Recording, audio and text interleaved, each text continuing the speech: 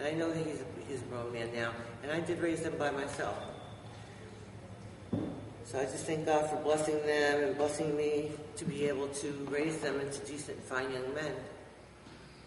I don't know who else it could have been but God. What's your biggest challenge? My biggest challenge right now?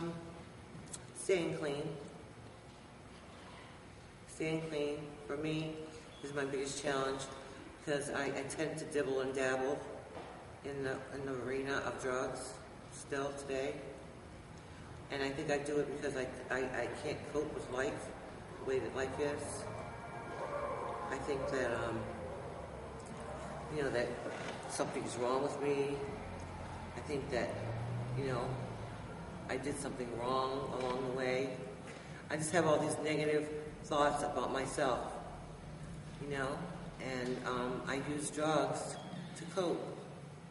It's not a very frequent event, but I do use today, and I'm struggling with that now. Thank you for letting me share. What do you want God to do for you? I want God to take away the taste from me. I want to take away the taste. Tell us about love. Love? I don't know anything about love. What have you experienced? I've only experienced men using me for sex. And after that, never see him again. That's what I know. So love to me is not real.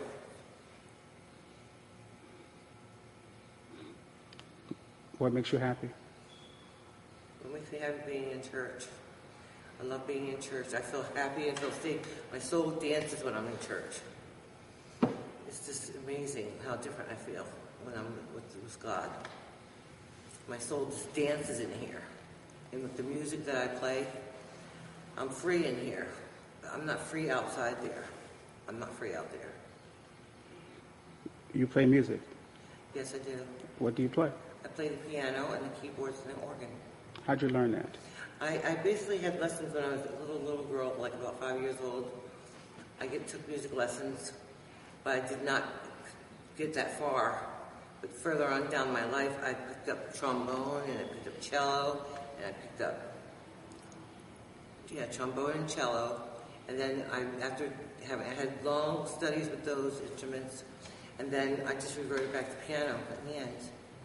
And I remembered a lot of things that I learned when I was little. And I had music lessons, with a gospel artist who would just teach me the songs that I wanted to learn how to play. I didn't actually have formal piano lessons. He would just teach me how to play a song that I wanted to teach the choir. And that's how I started playing again. You're from a musical family. Yes. My uncle plays for the Philadelphia Orchestra, and my aunt also, his wife, they both play with the Philadelphia Orchestra. And then I have an aunt who is famous as a jazz barefoot organist in all of the world. She plays all over the world. Mm-hmm. My mother plays gospel music. She played, and we did choirs together for years. She just plays for a nursing home now. She's not that active anymore. She figures she put in 45 years of it. She's ready to retire. What are you working on now? I'm working on trying to get the children together to have a children's choir. There's a pastor here, he loves the children.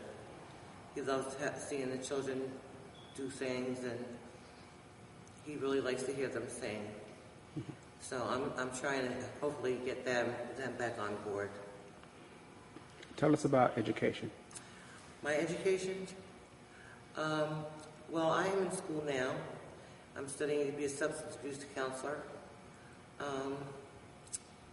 It's very hard for me right now. I have a class that the instructor inspects miracles.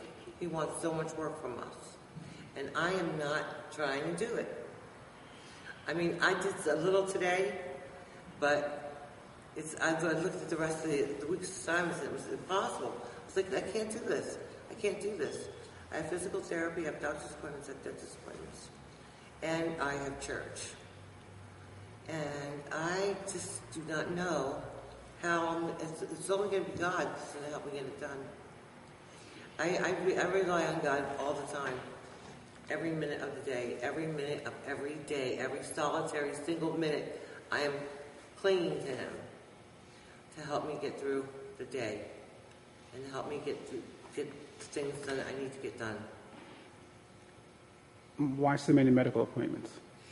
Well, I had a brain aneurysm 5 years ago, and as a result of that, I have like a primary doctor, I have a neurologist, I have a nephrologist, I have a psychiatrist, I have a dentist, and I have a therapist.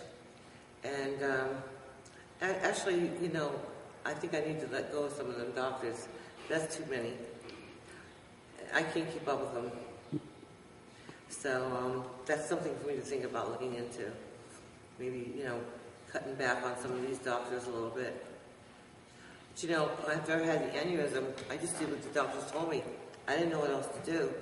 I didn't even know how to walk. I didn't know how to talk. I was a vegetable. But, slowly, I came back. And I'm still coming back.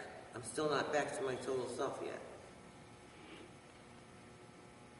And you have a granddaughter. I have a beautiful granddaughter. Oh my God, she is precious. I wish I could bring her to church sometime, but my son, he won't let me have her because I smoke cigarettes. So, pray for me on that. Because that is something that I really am struggling with, more so than the other thing. How'd you happen to come to this church?